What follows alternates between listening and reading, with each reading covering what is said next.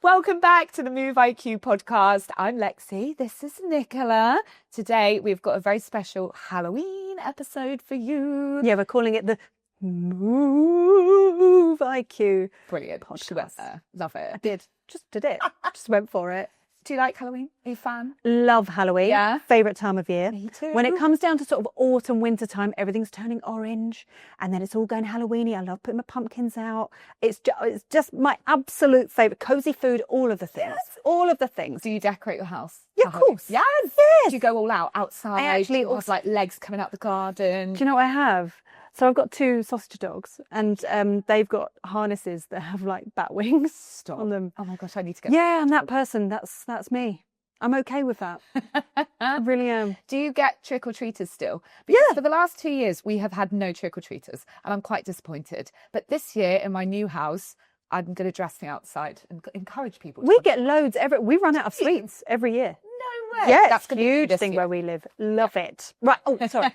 I digress. Anyway, today we decided that we would read out some of your property horror stories. So we got loads that have come in like via Instagram, etc. And we thought we'd read some of them out today. Yeah. So thank you for anyone that sent those in, because we love a little bit of audience participation, don't we? Yes. Okay. Shall I go first? Please do. This? Okay.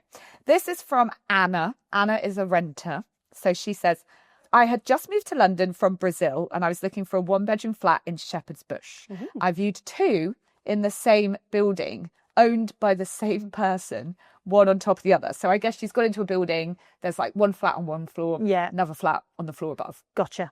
Yeah. Both were 1-bedroomed, but I preferred the top floor one. So I put in an offer to rent it. Yeah. Cool. Filled out the form. I put flat 2 as that was the address in the email that the agent sent me when I booked the viewing. So, you know, when you get you would assume flat 1, flat 2, flat 1, flat 2. Yeah, and you get the confirmation email and it's like, we're going to meet at flat 2, or this is the address of the property that you're seeing. Yeah. So I just assumed it was going to be flat 2. When it came to moving day, I was given the keys, but they didn't work for the flat. It turned out that the flat that I wanted was actually flat 3. No. Yes. Luckily, it hadn't been rented, so they did a new agreement and I could move into flat 3. Oh, that's lucky. That's like a massive fear of mine. So working as a relocation agent in London, we view a lot of like build to rent developments. Yeah. Where you're viewing multiple properties in the same building. And I always say to my clients, I'm like, take a video of the number of the property from the door and then a video of that property inside. Because often what happens is things move so quickly that then they'll be like, oh, actually, we rented that one, but we've got something that's the similar layout, which is number 26. Yeah. Like, what was the layout? I can't remember. She's lucky. She is so lucky that the other one was still available, because I would be livid. Oh, I really would be. What a nightmare. That is honestly like one of my biggest fears. Right. Oh. Story number 2. I'm not going to do that for another. I might. We'll see how we go. This is from Pam, who left us a comment on Facebook. Hi, Pam. In 2010, we were looking for an investment property in Stratford. I think construction was finishing for the Olympic Park. Oh, good times. It took us about a year and a half. It was such a great time with it. I just love the Olympics. It was amazing. It took us about a year and a half to find a property, but in the search, we kept coming back to this development of flats, which backed onto the Olympic Park. There was nothing wrong with the area. All looked aesthetically pleasing, but every time we went to a different flat to view, for both myself and my sister, it was always a no. Nothing wrong with the area, nothing wrong with the price, and location was good. We must have seen about 4, 5, maybe 6 flats during the course of 1.5 years. Then we realised the reason for the no was a feeling that something just didn't feel right. Call it a gut feeling. My intuition is generally not great, but since I've had spooky experiences in the past, something was telling me to stay away from that development. After doing a bit of research on properties on the market or sold in that development, it seemed like a high number in a short space of time. Maybe when they built the development, something from the past was disturbed, maybe. Glad we didn't buy there. Weirdly, we bought a Victorian house instead, which was built in 1888, and I've stayed there on my own, and nothing spooky has happened there. Phew. Guess the moral of this is, if it doesn't feel right and something feels a bit off, then walk away. You don't know what you might end up with or who. Ooh, that is, do you know what? Gut feelings is so odd, isn't it? Yeah. When you're kind of like, oh, something's not right.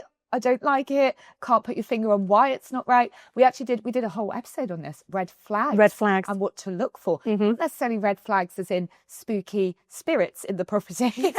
But we don't know if that. But we don't know. How odd to have a feeling like that. My dad used to feed our neighbour's cat. And one time he went into the neighbour's house. Yeah. And it just felt weird. He felt like he was being watched by someone. He just didn't like the vibe. Go with your gut. Oh, yeah, go with your gut. Mm-hmm. And he was like, I don't really like, there's something weird. And he fed the cat super quick and he got out. Turns out there was a burglar in that house. No way. Whilst he was in the house. No way. And then there was this whole police chase across the gardens. Oh my God, that's so dramatic. I love it. Isn't that crazy? Yeah. But you get a feeling, don't you, when something's not quite right. Always go with your gut. Well done, Pam. Well done, Pam. Well done, Pam. Thanks for sharing, Pam. And also, like when I take people out often in London, a lot of places back onto graveyards. And some of my clients like, absolutely not. No, can't wake up looking at a graveyard. Would you? Doesn't bother me. Doesn't bother you? No, it's nice to have some neighbours. It doesn't. I mean, it's not like you're buying the house from Poltergeist and you're built on top of a graveyard or anything. Very true. Very true. It's not any of that. It's just you just happen to be next to a graveyard. That's okay. Yeah, you don't have to worry about Halloween because you're already set up and ready to go. Just play Thriller, and you're on to a winner. There's nothing wrong with that. No, and there are worse things to look at. Exactly. So, there you go. I'd rather be next to a graveyard than a motorway. Do you know what I mean? What's the typical estate agent thing? Quiet neighbours. I love that. That's brilliant. Okay, are you ready for my next story? Funny enough, this is from an estate agent. Yeah. But he would like to remain anonymous. Oh, why? Ooh, well, you're about to find out. Okay. So, when I was showing a flat to a new tenant, the landlord told me that the current tenants were on holiday, so I needed to collect the keys from concierge. Got the keys from concierge, went to the flat with the potential new tenant.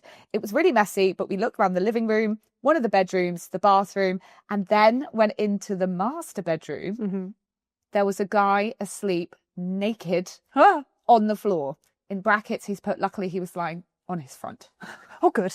The woman I was with asked if we should poke him to make sure if he was alive.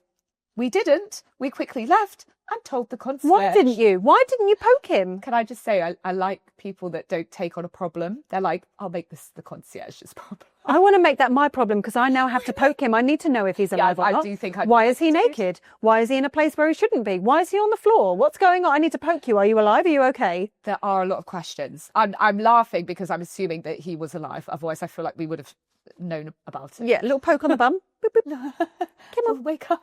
You're not supposed to be here. Hey, babe.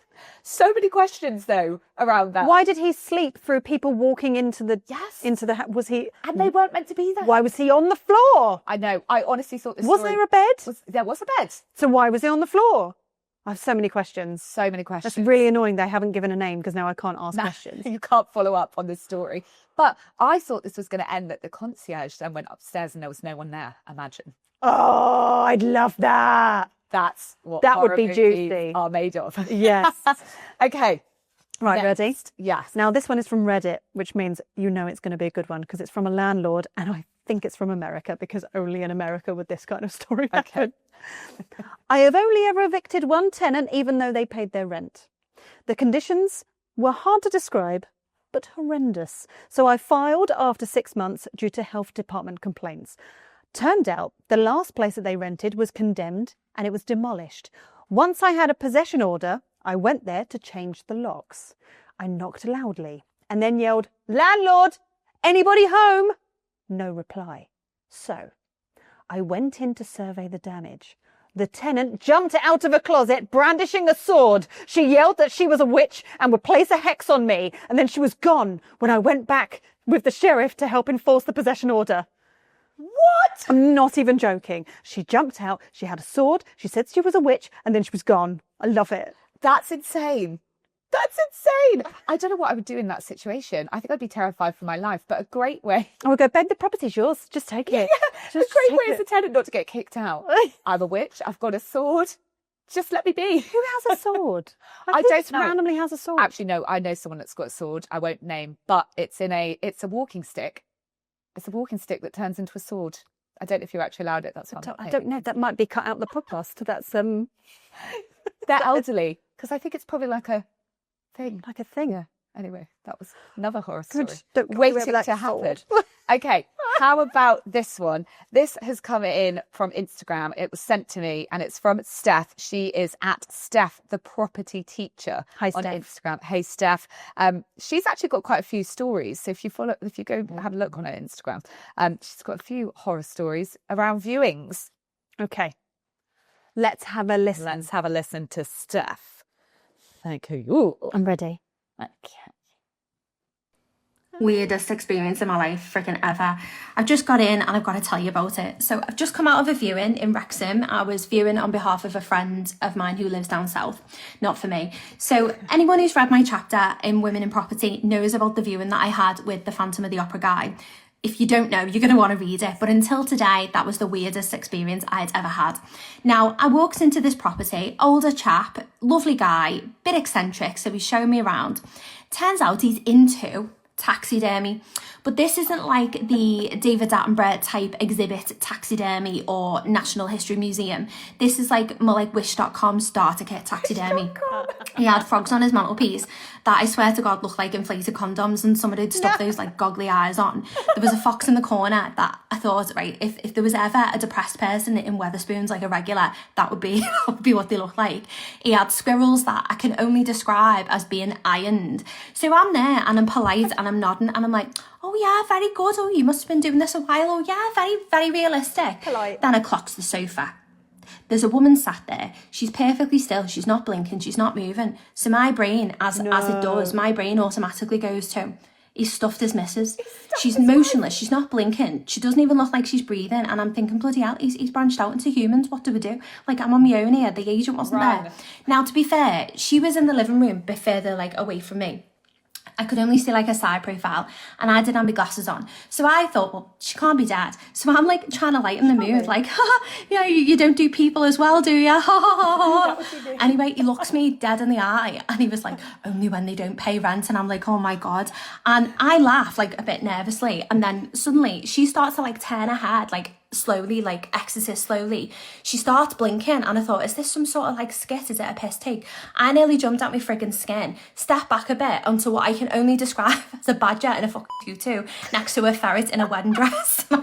What is my life come to? And then she asked me if I wanted a brew. No. What the fuck is going on? So yeah, that's the story of the weirdest viewing I have ever done in my entire life. And I'm sure you've got weird stories, but Christ, something to tell the grandkids. Yeah. Okay, right. Well, I mean, here's the main thing that I learned from when I was selling my house is you don't show too much personal stuff. Okay? Badger in a tutu. Try and keep it neutral. Definitely personal. Try not to have a ferret in a wedding dress or ironed squirrels would be a good idea. I don't get the iron squirrel thing.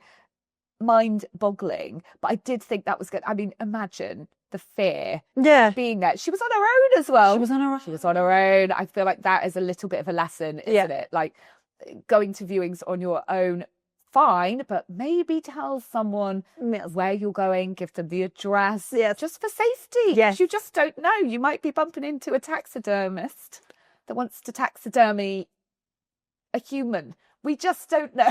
As soon as you see some taxidermy leave, the badger in the tutu, they're out. Yes. As soon as there is a ferret in a wedding dress, it's time to leave. Time to leave. I guess as well in that situation, just for pure safety warnings, you can meet people like the estate agent at the estate agency. Right? Yes. If you're really concerned, tell a friend where you're going. Take a friend with you. Take a friend. Yep. Give someone else the details of where you're going, who you're meeting, what time you might be done. Yes. Yeah. Yeah. I can't get my head around that at all. That's absolutely blown my mind.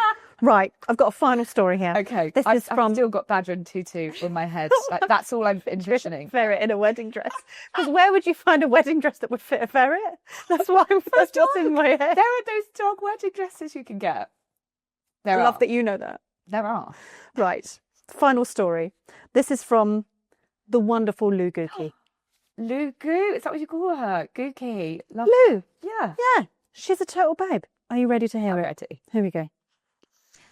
Hello, hello. So, our moving horror story is back in March, we were moving before the stamp duty change, otherwise, our chain was going to fall through. And our solicitor had to tell the bank something about our top floor, the fact that it needed to be a loft room rather than a bedroom. We told them months in advance, and also our broker knew. The bank never was told, or it wasn't flagged, or something was missed. Anyway, the bank stopped everything once they found this out, and that was 3 weeks before we were meant to move. So everything stopped. They then couldn't get back in to look at the house until the Friday before the stamp duty change. So we didn't know if we were moving. Monday came, nothing. Tuesday came. We found out at about 3 o'clock that we could move, and we had to move on the Friday. So we had 2 and a bit days to pack up, find a moving company, and get out. To say it was stressful was, a slight understatement. No, Louise, I feel your pain. I feel like my hands are sweating hearing the story. Don't tell the story again. We don't want it again, Louise. No more. So I know this story because I was with her in March. We were both working for. You saw this in real time. We were at a tech event in Barcelona that we both work at every year, and we've gone out for dinner. We had a lovely Japanese. It was very nice with a fellow friend of ours, and it was all during this time. Her phone was going crazy, and she was going, "I've had a really stressful day." I'm like, "Why? What's going on?" She was like, "This stamp duty thing. We might end up losing the house. We don't know if we can move." Blah, blah, blah, blah. And she's obviously working in Barcelona. Her other half is at home having to try and deal with everything. She's in the middle of working while trying to communicate back with her other half, trying to communicate with the bank and trying to get everything moving so that she can move into her house. I've never seen her so stressed. Oh, and she's such a calm egg. She is such a calm egg. Yeah. She really is. Yeah. But I hear the story time and time again where completion is like down to the wire. And it's things that just suddenly happen last minute. It's not. And it's out, like the system in the UK here, there's so much waiting around time between when your offer's agreed and when you exchange on a property. And sometimes even between exchange and completion. And it's just that built up tension. It's overwhelming. You feel in limbo. You don't really know what's happening. And it's so stressful. So stressful. And it's one of those things that I feel like you have to get your head around. You have to be preoccupied with things. But Louise's situation, whew, she did it. She's fun. in. She's in the new house. She's in and she's now happy. But the build up to that was an absolute nightmare. The stress. Well, I had a kind of similar story, but we got to completion day and the buyer didn't complete on completion day. Why? You wait, that's the day. That is the day. Yeah, we'd exchanged. We'd already exchanged and they were really keen. They were pushing us along. They wanted a really quick exchange. So it was basically a bit of land that we had a bungalow on. We knocked down the bungalow. Yeah. They bought the land. So what they were actually doing and what we didn't know was that they were basically flipping it in the background. So when they were selling it on between exchange and completion to someone else that was actually going to complete on it. So clearly there was an issue that had happened between our buyer and the person that they were then flipping it onto. And I panicked because I'm like, well, what are we doing? We've knocked our house down. Yeah. Like, it's not like I can move back into the bungalow. No, exactly. Now it's land. Yeah. And then if they didn't obviously complete and they didn't want to go through with the sale, we've got another 3 months, 6 months trying to find a buyer now for a piece of land. I hate it. Like the stress. Have you ever had that happen? No. In my 12 years in estate agency and property, I have never come across someone not completing on completion date. I've never heard of that. Yeah. Do you know what you can do? We went to our Run. solicitor. Run. Yeah. No, you've got two options. Fight. That is what you do. Yeah. You've got two options. You can serve them notice to complete, which means if they don't complete within 10 days, you take their deposit. Because by this point, the deposit's already been paid on exchange, right? Money. So you've got that money. And that's a lot of money for anyone that's saved up that deposit to put down. So you can take that and then you take back the property or the land in this situation and you start again. Okay. That was for us. Still not great. Okay, we get the deposit. Yeah. But then you've got that extra time that you've got to go find someone else. Or you renegotiate the deal, which is what we did. And our solicitor went, these people were saying, we're going to complete in the next 7 days. We're going to make it happen. They filled us with confidence. So we said, okay, that's fine. Our solicitor went, just name a price. What do you want from them every day as a bit of a penalty fee? No way. So we named a price. We said, we want X amount from you every day. And they were saying, we're going to complete in 7 days. Do you know how long it took them to complete? How long? 45 days. How much money did you make? Oh my goodness. This is how I bought my new house, literally. Oh my God. So that was a horror story that turned out into a lovely story for me. 45 days. Yeah, that development rude. project was a roller coaster. Yeah. At one point I was like, this is great. One point I was like, this is not okay. But I'll tell you what, I mean, we love to hear your horror stories anyway. So if you've got any more that we can add to our list, then put it in the comment section below. You can send us a message via social media as well. And look, even if we're not doing a Halloween special, we would love to hear your stories, and maybe we'll do another horror story special. Yes, absolutely. And we mentioned a lot in that episode about red flags, right? Yes. We've done a whole episode on what to look out for, the scaries, the horrors that you might come across when you're searching for a home. So you can check that out at moveiq.co.uk, along with a lot of other tips and tricks. Yes, and have a wonderful Halloween.